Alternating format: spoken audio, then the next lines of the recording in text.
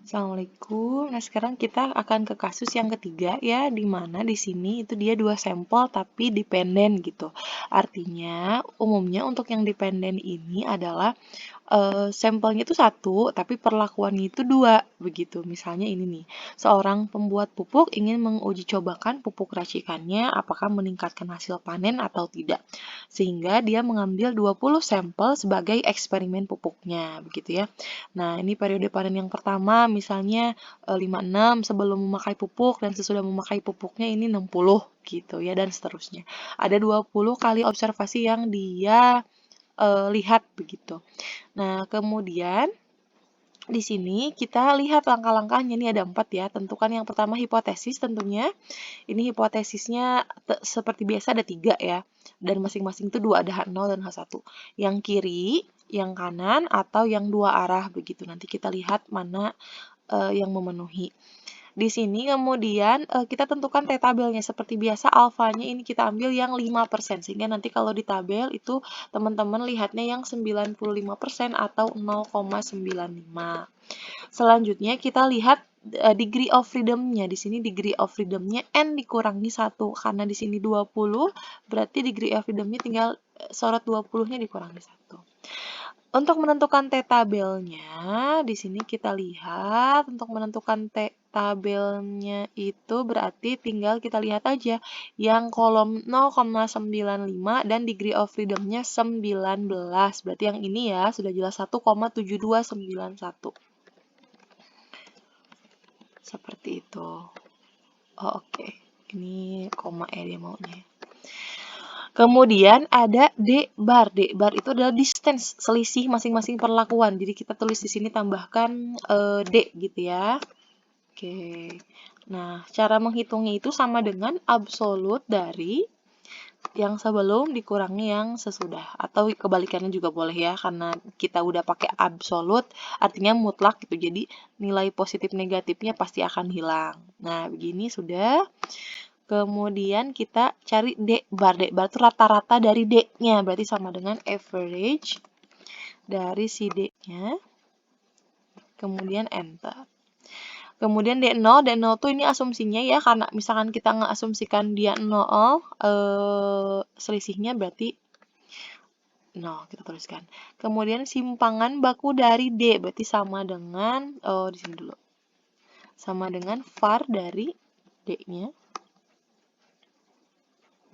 Kemudian enter, dan di sininya SQRT ya, atau akar dari si variansnya. Nah, kita dapat SD-nya 3,27 dan N-nya ini sama dengan 20. Nah, kalau yang ini sampel dependen itu karena dua perlakuan yang kita observasi, maka jumlah sampelnya harus sama ya antara dua sampel ini.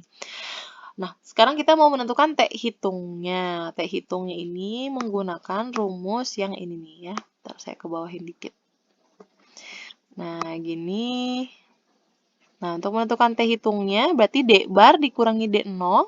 Kita klik sama dengan D bar, berarti yang ini ya, D bar. Ini, oh kita pakai kurung dulu, mohon maaf. Dikurangi D0, berarti yang ini. Kurung tutup, dibagi. SD, berarti yang ini. Dibagi lagi akar dari N. N-nya tuh berarti ini ya. Kurung tutup, enter. Hasilnya adalah 0,348. Nah, sekarang kita lihat nih di kriteria uji yang pertama. Apakah T hitungnya 0, ini sama dengan ini kan ya? Kurang dari min T tabel gitu ya. Sama dengan min ini. Nah, kan enggak ya. Tapi ini lebih besar gitu justru. Maka tidak memenuhi untuk yang ditolaknya. Kemudian kalau yang ini kita lihat apakah T hitungnya T hitung lebih besar daripada T tabelnya? Tidak juga ya. Ini kan malah kebalikannya. Sehingga kita langsung pakai yang kriteria yang ketiga aja karena kriteria 1, kriteria 2 ini tidak bisa kita gunakan.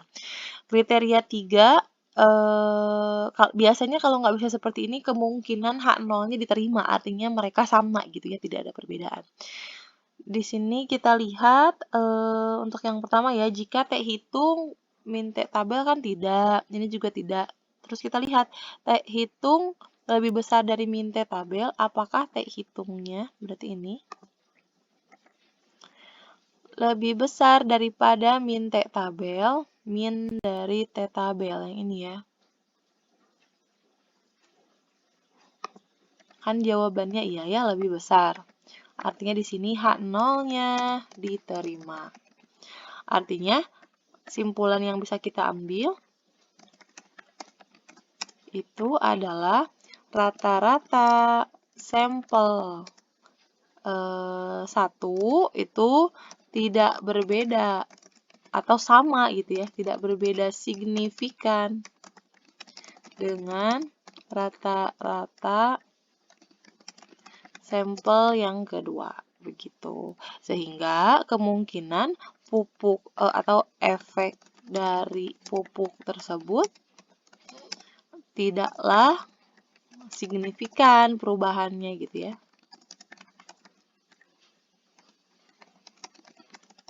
Begitu.